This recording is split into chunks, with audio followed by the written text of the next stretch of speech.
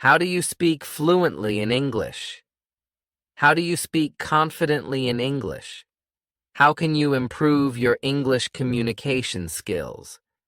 This is by far one of the most requested videos on this channel, and today I have got 6 simple steps for you on how to improve your spoken English.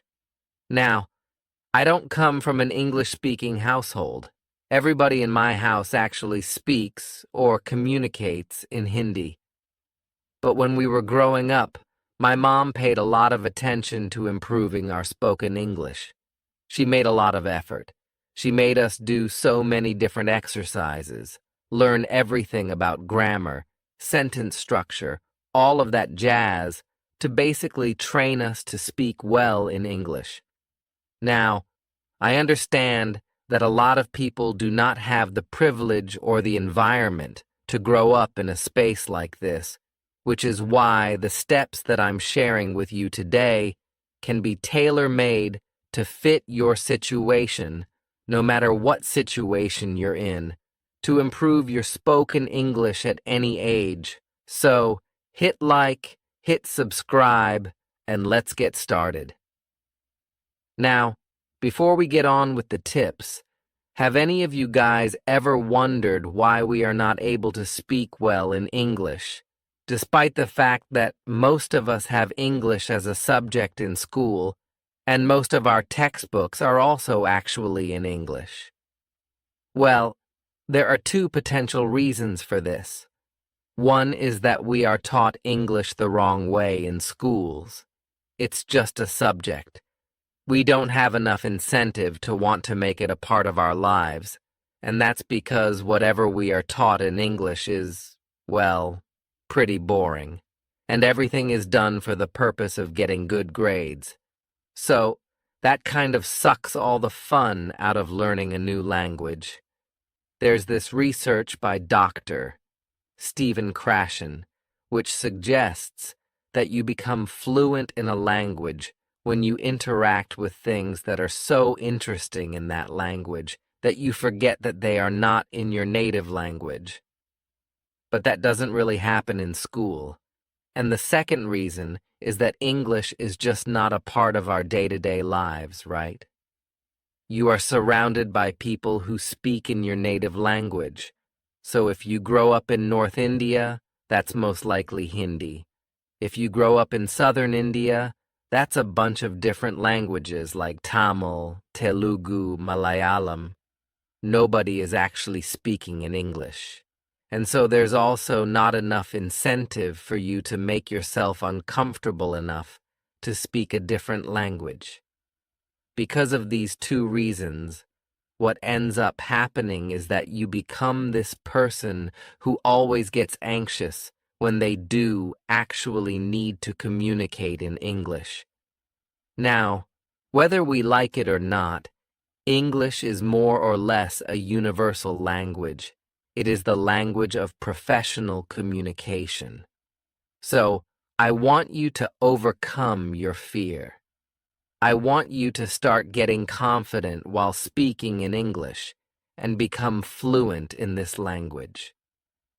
Our environment has a huge impact on how we speak and what language we speak, and what we hear is how we think, and how we think is what we speak. There's another research by this German scientist, Dr. Kathleen Wermke, who found that babies as young as 2 days old understand the tone of their native language. She analyzed the sound of crying of 60 newborn babies and realized that it actually resembles the melody of their native language. This means our environment starts to shape us since we are born.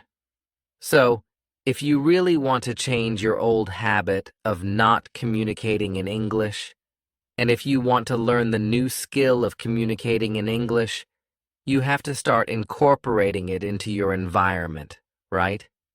And the easiest way to do this is to change the medium that you consume content in. So, whatever you're watching, try watching it in English. The reason that I am so fluent in English and have gotten better over the years is because I primarily consume English content. All the shows that I watch, any YouTube videos that I watch, anything that I am watching in terms of the news, etc., everything is in English. I consume content primarily in English. The only time that I'm consuming Hindi content is when I go to watch a movie in the theater. And as a result of that, I am able to pick up all of these different cues. I'm able to improve my sentence structure on the go, and everything becomes better just with simple practice, simple exposure therapy. I just expose myself to the English language on a continuous basis, and that's exactly what you need to do. Even if you don't understand it completely, even if you understand parts of it, it actually starts by exposing yourself to more and more content in English.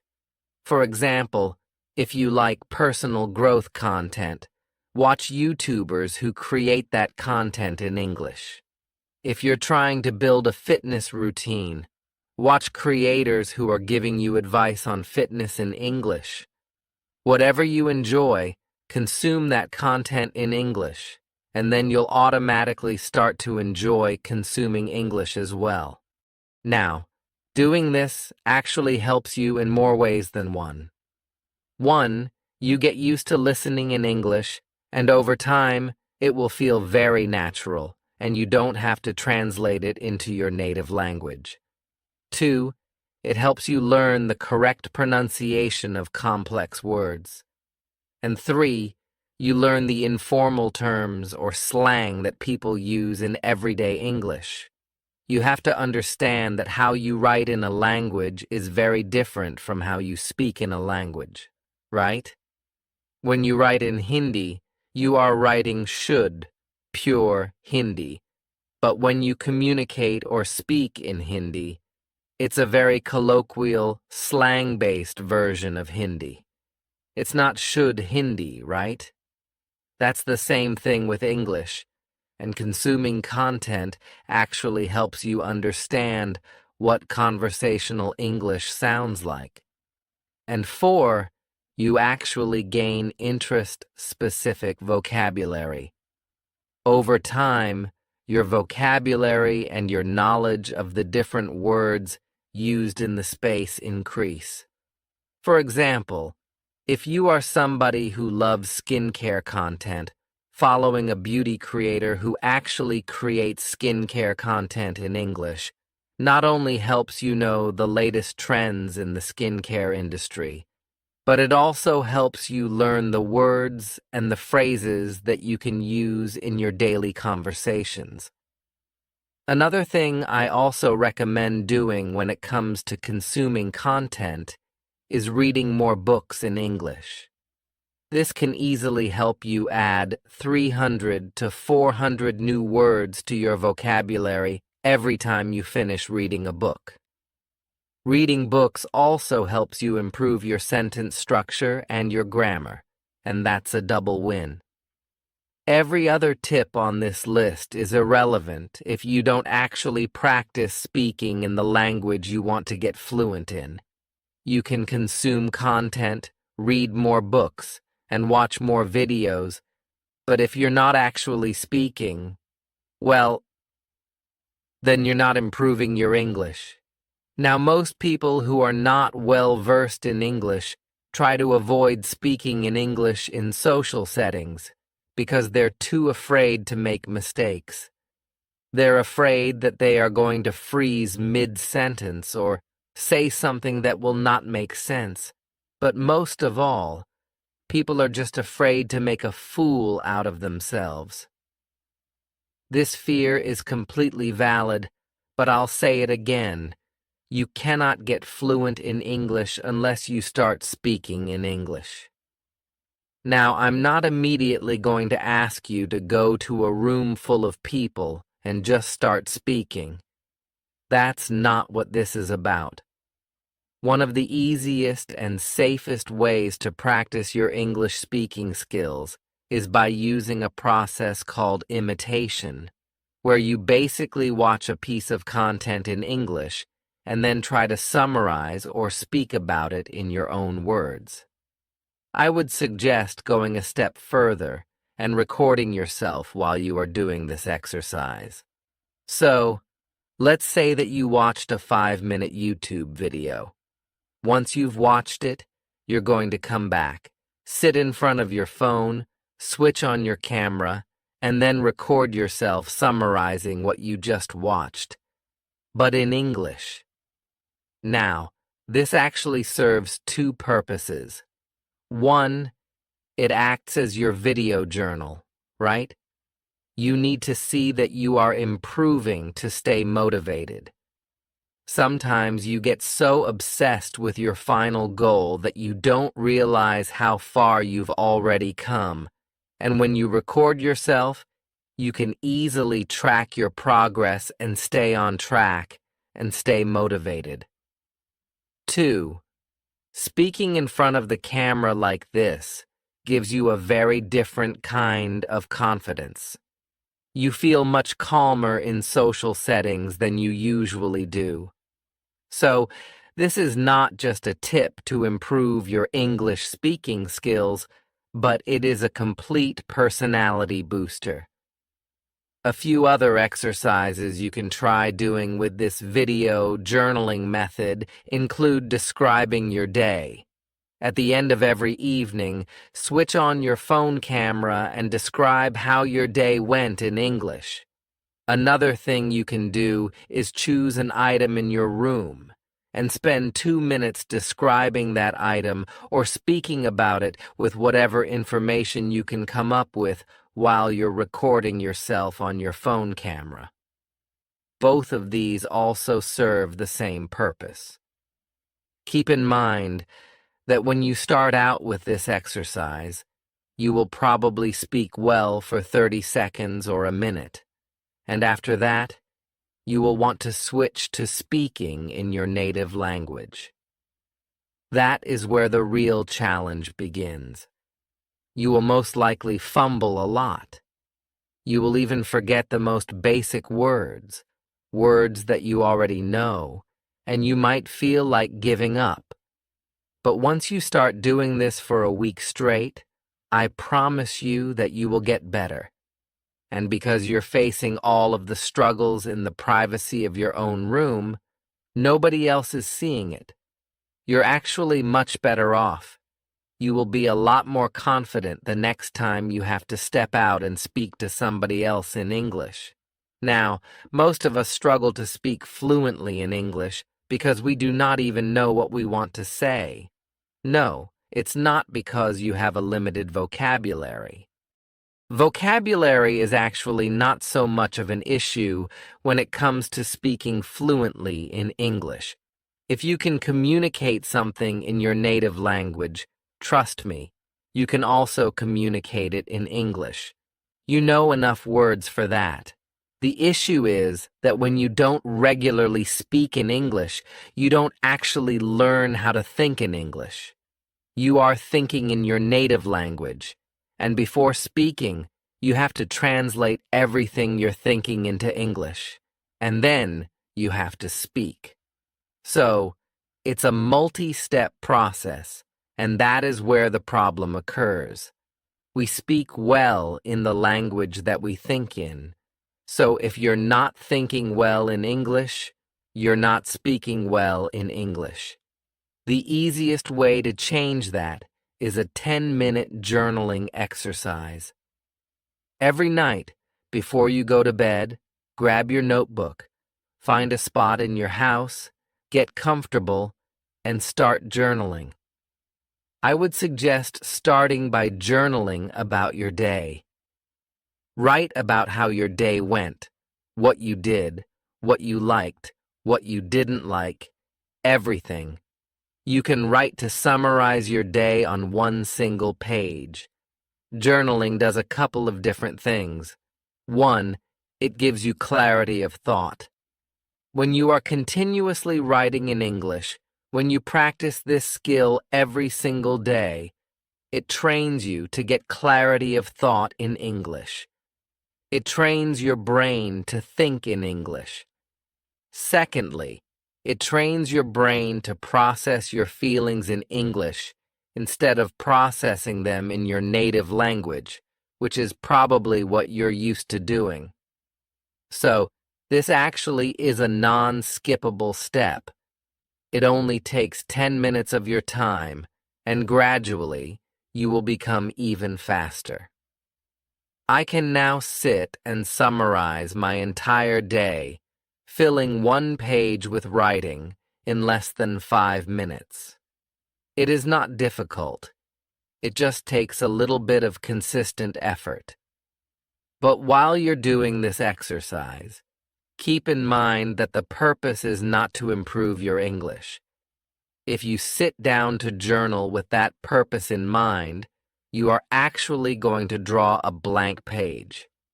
You're going to struggle to write anything because your brain will automatically tell you to make it perfect.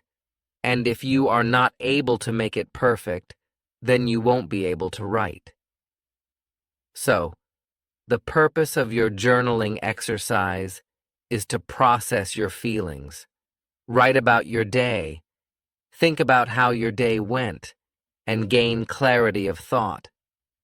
The English part of it happens on autopilot, so you don't have to consciously worry about it.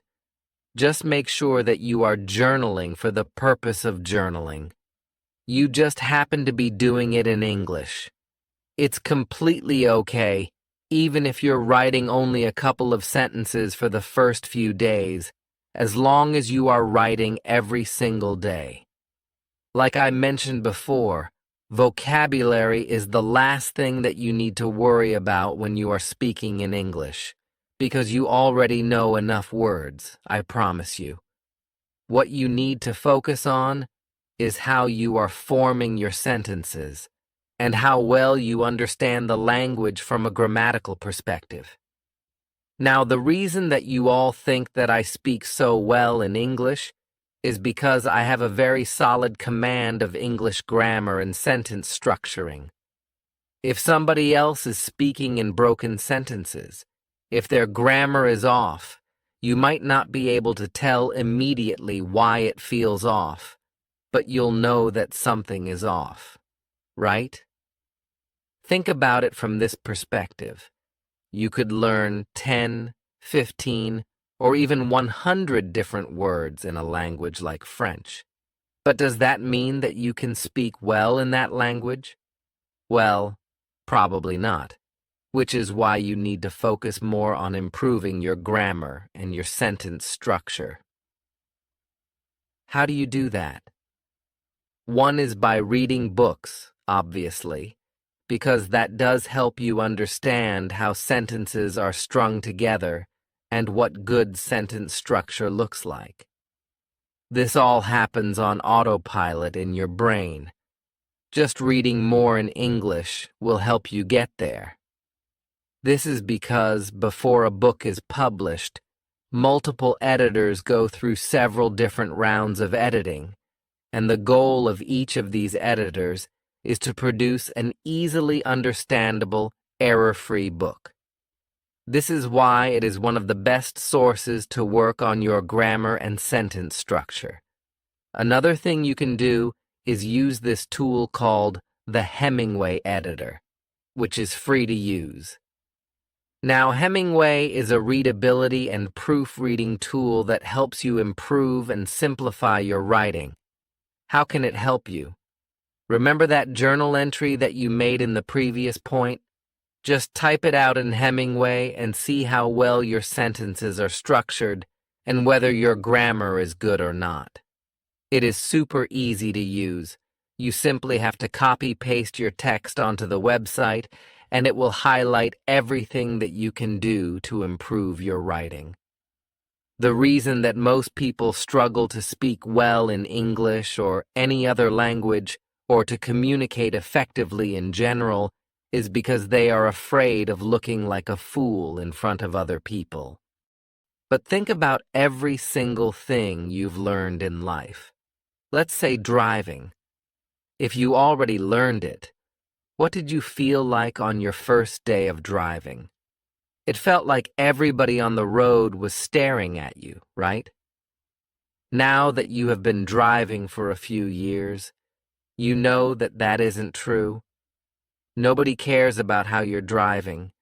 Everybody is too busy thinking about themselves, focusing on their own driving. This is exactly why you should not worry about embarrassing moments or embarrassing yourself in front of other people.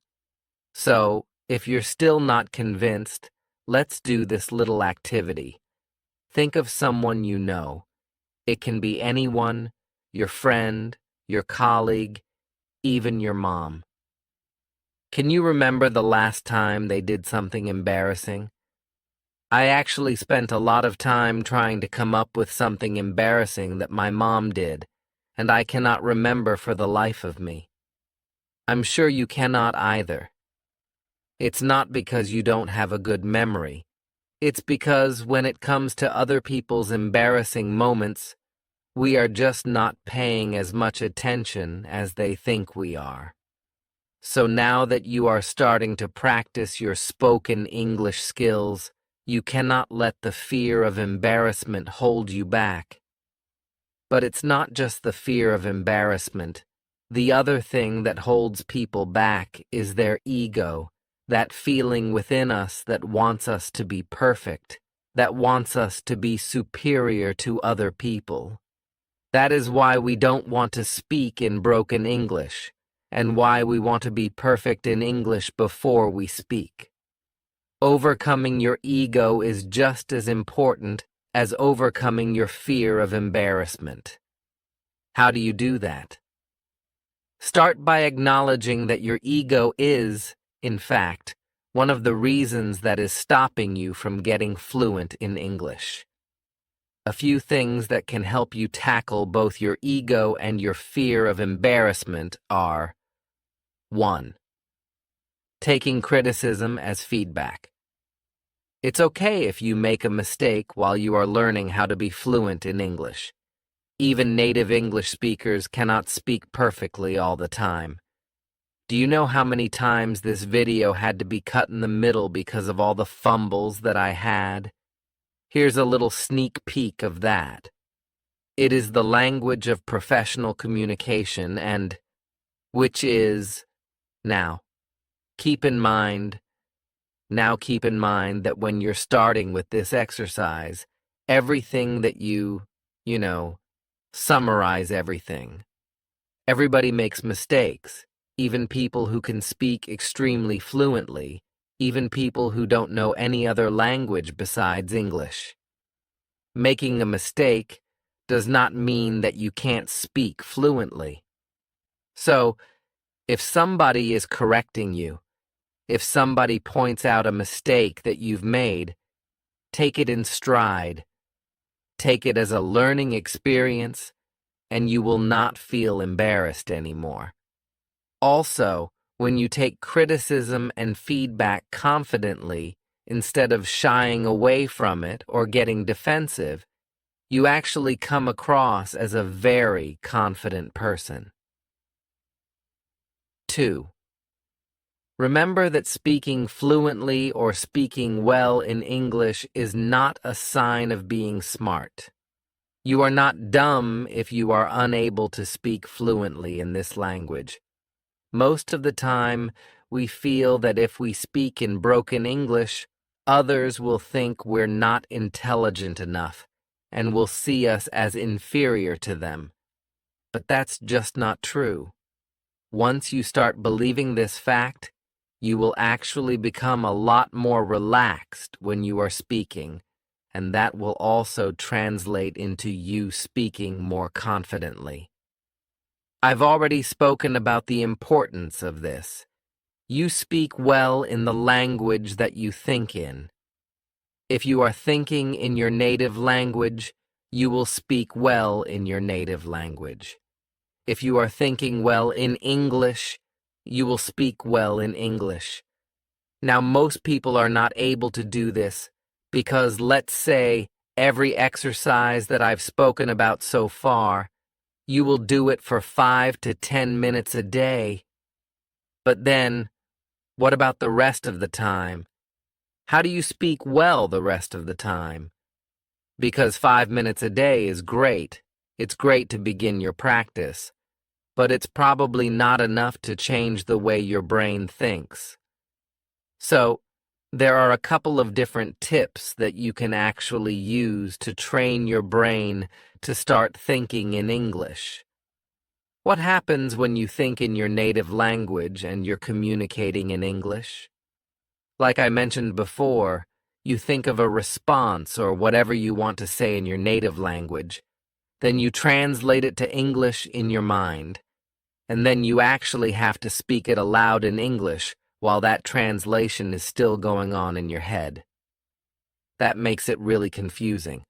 A few things that you can do here, and try these out throughout the day whenever you remember, will actually improve your spoken English a lot. 1. Describe the moment that you're in. Let's say you're speaking with somebody, and you remember, oh, I need to communicate in English. Go ahead and start by describing your present moment. What are you doing at the moment? Whatever is happening around you, start speaking about that in English. I know it might sound a little awkward, but you can do this very easily if you're communicating with friends who know that you are trying to improve your English. Or, let's say you're talking on the phone and you remember something about work. Try and tell that information to the person you are speaking to. I'm getting ready to go to work. I have this presentation today, and I have to deliver that effortlessly so that I can work on my promotion. Something like that. This basic activity actually helps you consciously change your thinking language from your native language to English, and over time, it becomes a very automatic process. 2. Think out loud. I know you can't do this everywhere, but when you are at home and again, you suddenly remember that you need to communicate better in English, whatever you're thinking, just say it out loud. But say it in English. This way, you actually get used to hearing yourself speak in English, and thinking out loud also helps in case you unconsciously switch to your native language. It will happen a lot, but with practice, it will become easier. The third thing you want to do is make English your background score. Growing up, you were not even trying to learn your native language. It was always there in your environment. You unconsciously, subconsciously learned it and absorbed it, and we want to do the same thing with English. You can really easily do this by making it your background score.